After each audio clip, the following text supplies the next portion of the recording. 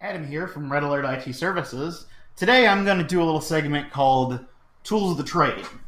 These are the tools that we use in order to fix and take care of and build and maintain all the systems that we use on a day-to-day basis.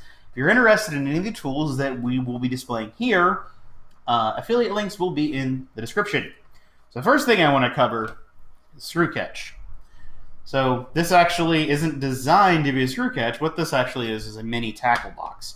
But when you're pulling apart machines, it is a good way to say, hey, this screw, dividers come out, which is great. That way you can take parts that are a little bit bigger than the divider and you can slide them in. These are essential. On any machine that we touch, any machine that we handle, one of the big things is making sure that we never lose a screw.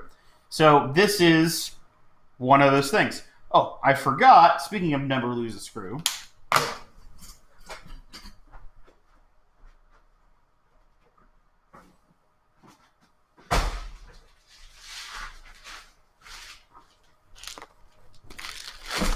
it always pays to have extra. So this is again, a bigger tackle box that is great for holding all different types of screws in it. So whether you need a screw to screw a fan in, whether you need a screw to screw something in your case, or you need a motherboard standoff, again, we'll have all of that stuff linked in the description, and it's just essential as part of your toolkit whenever you're getting into fixing your own computer or you're doing work for someone else. That aside. Well, the next things I like to go over, and it's often overlooked, is a power supply tester. Now, this guy isn't too expensive. I think I paid less than $20 for it, and really, really necessary when trying to diagnose to figure out why a computer won't turn on, why it won't post, even though it gets power.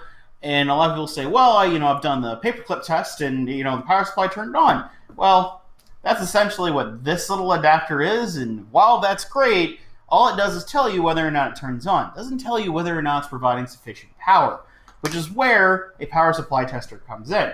So, you would just need to grab a power supply, and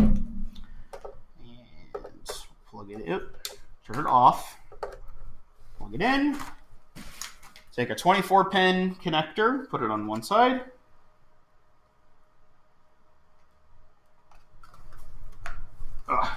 and then to minimally test your rails, it's a good idea to grab your CPU, put your CPU on there as well. Now there's a 6-pin connector and an 8-pin connector. I'm going to put mine in 8-pin connector because this power supply has both connectors. Then I'm going to grab a PCIe line, which is my 6-pin connector here. Then I'm going to grab the Molex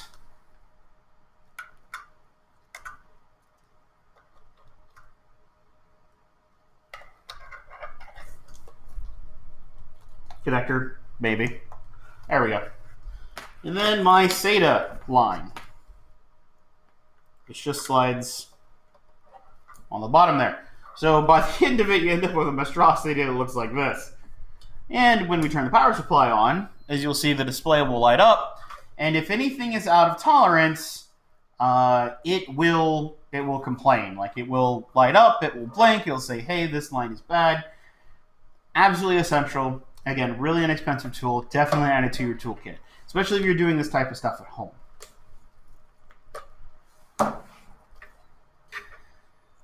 And we'll let it disconnect and discharge. Now we turn that off. Go ahead and pull out our 24-pin connector and remove, and remove, and remove, and remove. But yeah, that's that. Put that out of the way. But yeah, this little adapter essentially connects the green line on your power supply, which is right there. That tells the power supply to turn on when it's connected to ground. So all this does is it just slides over the connector and connects the green line to ground. Now the power supply will turn on. Again, While this is a very rudimentary method to see if your power supply has any turn-on power at all, really what you want to do is go with something like this. But both will be linked in the description. We have both for their own reasons. Alright, I think that's going to be enough for this video. Stay tuned while we go over the rest of the tools of the trade.